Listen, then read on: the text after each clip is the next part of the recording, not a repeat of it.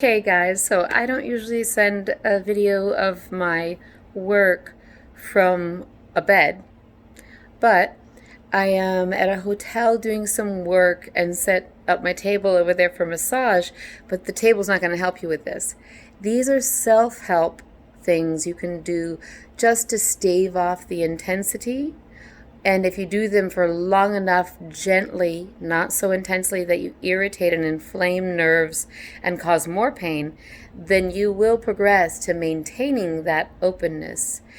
It's as if trauma to muscles and nerves cause the body to kind of try to lock it up and say, we're not going to let you move that way again because last time you weren't that smart and you hurt yourself. Your body literally will protect you from yourself. The problem being, that means it's staying that way. So what you need to do is assure your body that you're not going to cause further damage by only going to the slight discomfort that lets you know, yeah, this is that stuff that's tightening up, and not to excruciating pain. Sometimes you may feel pain, so that takes a little learning. If you know what the difference is between good pain and bad pain, kudos. If you don't, err on the side of safety and progress if you find that you cause more irritation than de-escalating the inflammation and getting more range of motion that stays with you, then you know that you've gone too far. So we want to err on the side of safety, but we want to push a little bit. Any therapist is going to tell you that. So let's see. This is one of the first ones for this shoulder being all tight, which can affect you all the way down the arm, even into the hand and wrist, and especially in the forearm, right above the elbow, right there in the nerves, and in this bundle of nerves, right. It's hard for me to point and hold the camera at the same time. Let's see, hold on. Right, can you see me? No, but basically right there. Okay, so what I'm saying is to open up this, and when you do that, you're also going to have some effect on, let's see how I can do this, right in here, inside the line of the shoulder blade, especially, if you can see my shoulder blade, if I can make this tight, okay, right inside that actual bone there, and there are trigger points there. You're going to affect that by affecting here and here. And that's also going to open up the chest where it runs into the sternum. It'll feel kind of like you're taking the weight of the muscle tension off your heart. So you're going to take your arm and slide it behind your waist. Some of you may be out here. If you're able to put it farther across, the farther across it goes, watch, the farther across it goes with the arm, the wider my shoulder gets. So this, my shoulder's closer to my ear. This, my shoulder's lower, but it's also wider away from my ear. Then all I do is you can do this in your car. You can do this in your work chair if it has a higher back. You can do this at home on the couch. And you just let your hand over here be wiggly fingers out the side if you can, okay? And your arm is across the back, and it's in the arch of your back so that you're not like pressing real hard on the bone, and you just lean back. Don't lean in, because that, see how that shoulder went forward?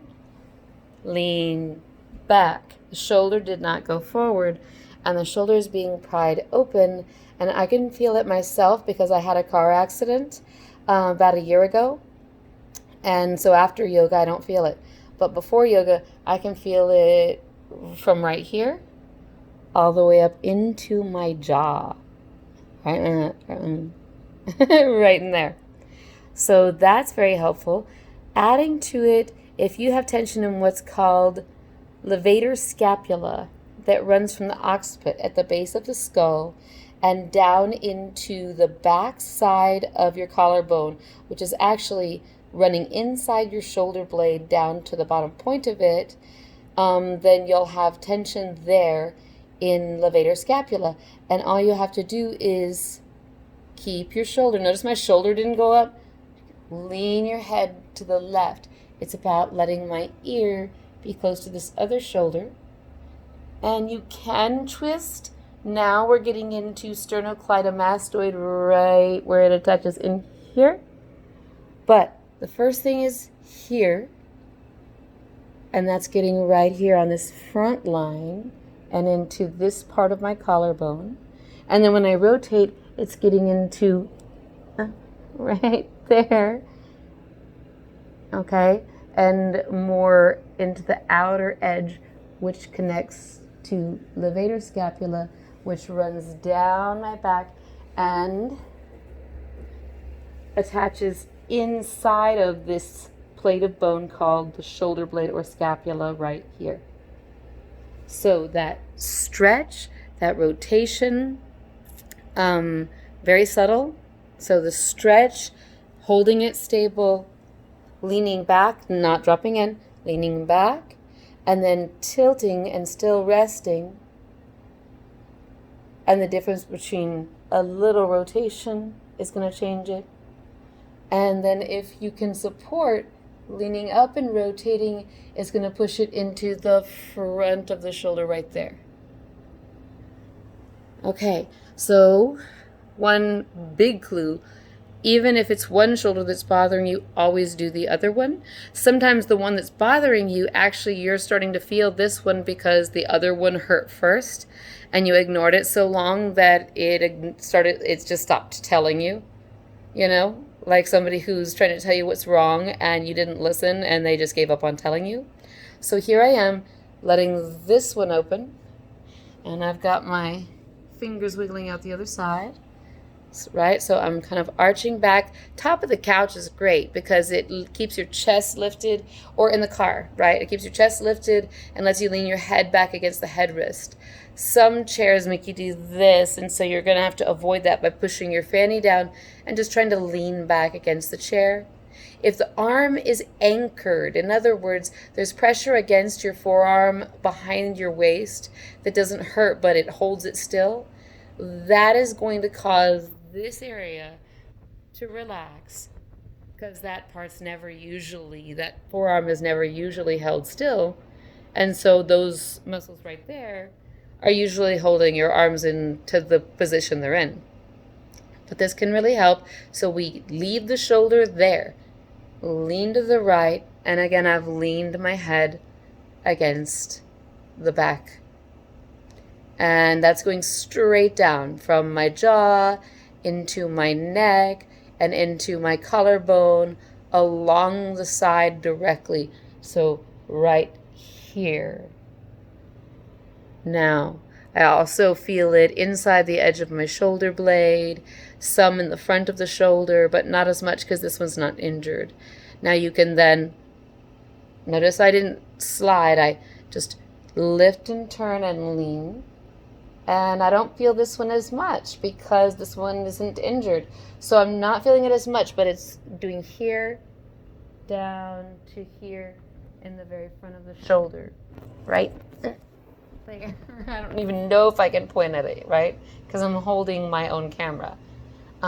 Then you can rotate up, and boy, that puts it right in the front of the shoulder, and it puts it right here inside the edge of this scapula. So those are a few things that you can do. One last thing that I'll try to demonstrate for you. Let me see if I can do this, because again, I don't usually work from a bed. So you can take your arms behind your waist, slide it across like I just did for the other exercise. But if you also slide the other one across and you try to use your fingers to walk across, now I can get a hold of my elbows. You may not be able to get a hold of your elbows. But again, the closer your elbows are pulled in together, the wider your shoulder tops get. So the more that you can pull those together with your hands, not actively with the muscles in the back, the more that this here is going to open up.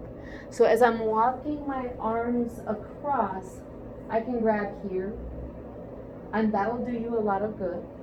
But if I can get all the way here, that's where you're going to get the delicious stuff. That's where you're going to get the real stretch and a lot of relief. Let's see. Oh, very important. I knew that there was something I really wanted to mention. This here, this whole area, and as well the area right above and behind these olecranon processes, the two bony sides that are, we call the elbow, right? Right behind that you get nerve pain, and then all of this in here can be tight, affecting the wrist, the hand. There are stretches for the wrist, just this simple, right? But what people don't think about a lot is take this ulnar surface and push this surface close to the radial edge. You know, that's the thumb side or the radius side. But what we're going to do is take this ulnar surface. See my position here? I'm trying to expose it to you. Okay, then you just rotate it. Just twist it. Now try to drop your elbow, but you don't have to be forceful. And what that is doing is stretching, because the muscles here wrap across. They wrap across because they're meant for rotating this. We have some vertical ones, you know, some straight lines, and that's what this is for. But people forget that we have these wraparounds that are meant for rotating. So grab the ulnar surface toward the radial side and twist. And if you let the elbow go with it, you're not going to get it there. So drop the elbow and just twist. When you feel a lot of resistance and some stretch, great. So again, you drop the wrist and just cover right at the knuckles and down the fingers and pull back. Notice I'm pushing my wrist forward with my elbow behind it, and I'm not raising my shoulder up. There you go. And then you grab the ulnar surface of the hand right here, wrapping around the pinky edge. It's on the hand, okay? And then I'm pushing this right before the thumb.